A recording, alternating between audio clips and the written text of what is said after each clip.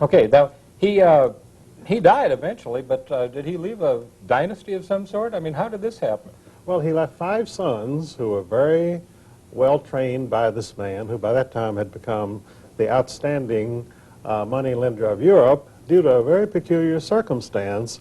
King George III and the Bank of England wanted to punish the American colonists for being so obstreperous and for refusing to give all of their profits to the Bank of England from their income.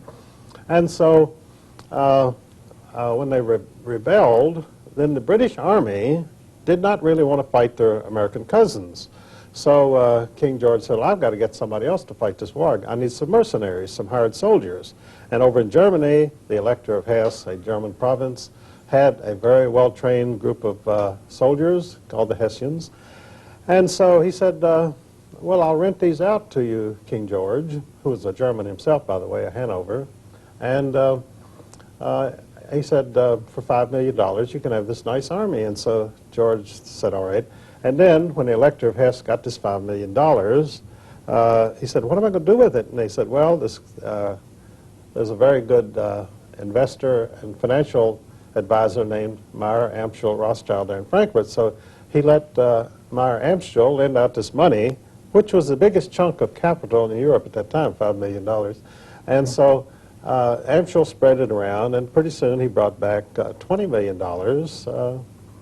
to the elector, who was very pleased, and kept $5 million for his efforts. So now he was a monetary power himself, and of course the Elector of Hesse let it be known that if you had money to invest, put it in Meyer Amschel's hands. So when Meyer died, he had 5 sons, and so they dispersed themselves over the 5 capitals of Europe, and Nathan went to London, James went to Paris, and so forth. So they now had total control of the monetary resources of Western civilization, the entire continent of Europe. And they had developed some very interesting techniques. One was that the courier went from James in Paris to Nathan Mayer in London, and he wanted $1 million in gold.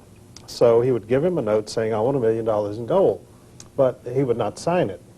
So if someone came into a Rothschild office, a courier, and said, I have a request here for $1 million, it's signed James Rothschild, and Nathan knew it was fake because they didn't sign their communications. Little trickery even then, but I think good little trickery. Well, you live and learn, you know. That's right. So we're talking about the New World Order. In the New World Order, we had the war with England, and that was the Revolutionary War. And there was the banking system that was set up, and that was Alexander Hamilton that set it up originally after that. Thomas Jefferson then went ahead and decided this was not good for the American people. And then after that, we had the War of 1812, and then we come to Andrew Jackson, and he fought the bankers again, and then we have the Rothschilds, and their dynasty is building.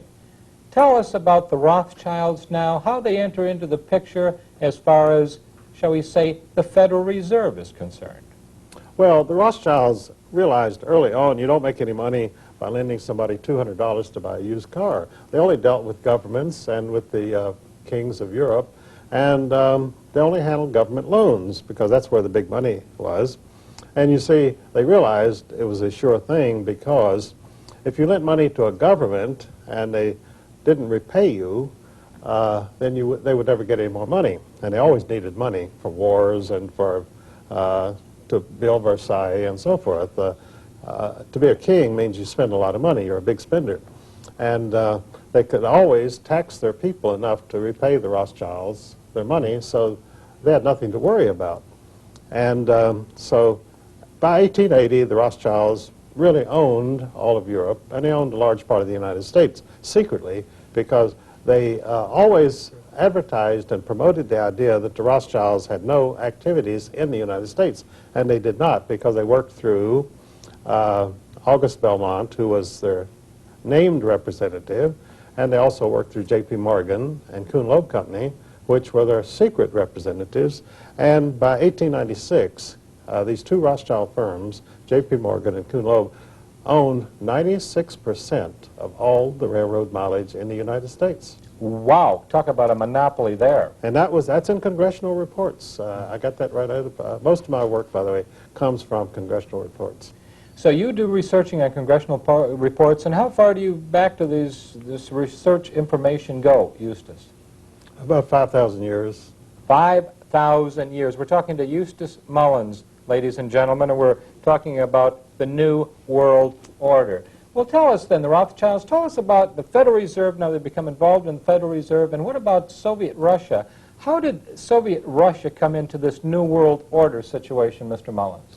Well, Soviet Russia was always part of the world order, and in fact the Soviet Empire, the evil empire, which we heard so much about, and in the 1950s we were digging atom bomb shelters in our backyards to protect us from this catastrophe which was going to happen at any moment, and which was good for the contracting industry, but it didn't really help anybody as far as avoiding atomic bombs. So the Soviet Empire came about because of greed and envy. Now, communism, of course, is based on hatred, greed, and envy. But what people don't realize is that the Russian Revolution came about because of the greed and envy of King George V of England for his cousin, Tsar Nicholas II of Russia, who happened to be the richest man in the world. And when you're the richest man in the world, the consequence is all the people who are not quite as rich hate you and wish they could get their hands on your money.